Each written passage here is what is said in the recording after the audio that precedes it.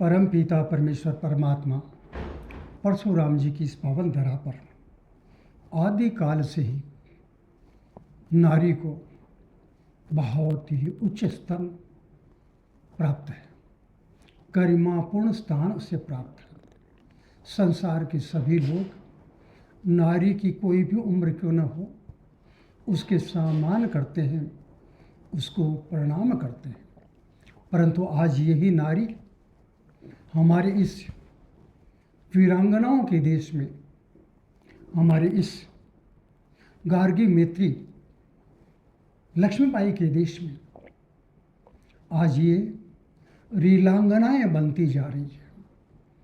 आज ये नृत्यांगनाएं बनती जा रही हैं, जो अपने आप को इस लोक में वायरल करने के लिए, अपने आप को फेमस करने के लिए, अपने आप को लाइक प्राप्त करने के लिए, अपने आप पर कमेंट प्राप्त करने के लिए अनेक प्रकार की रीलें बना रही है।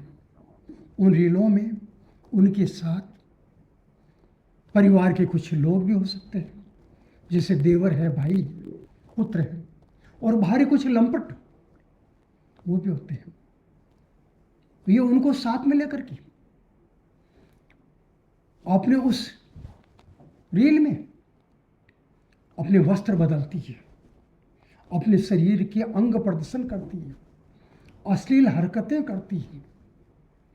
विचार करके देखो, इनका प्रभाव हमारे समाज पर कहाँ तक जा रहा है।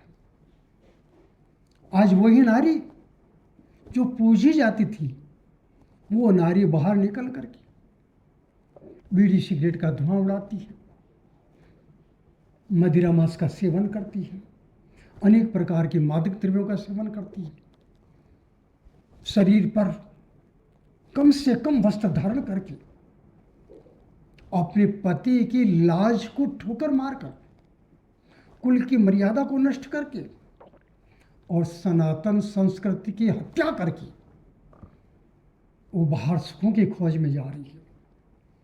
वो भूल गई कि वहां पर मेरा उपभोग होने के पश्चात मेरे लिए कोई स्थान नहीं रहेगा। जीवन में नारी के लिए जो भी स्थान है, वो स्थान केवल और केवल अपने घर में है, अपने परिवार में है, अपने समाज में है, और कहीं भी नहीं है। पद से हटने के पश्चात राजा की भी इज्जत नहीं होती। बालों सर से हटने के पश्चात बाल की इज्जत नहीं होती। इसी प्रकार घर से स्वच्छंद रूप से जब नारी बाहर कदम रख देती है तो उसकी इज्जत कहीं भी नहीं होती, यहाँ संसार में भी नहीं और संसार के पार परमात्मा के यहाँ भी नहीं।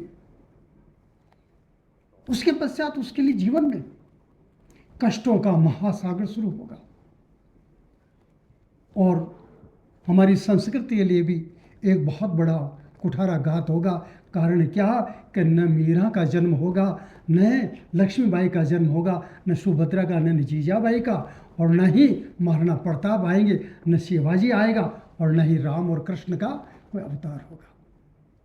वो एक नारी जो इस प्रकार से कदम बढ़ा करके आज सभी को नष्ट करते हुए आगे बढ़ती जा रही है।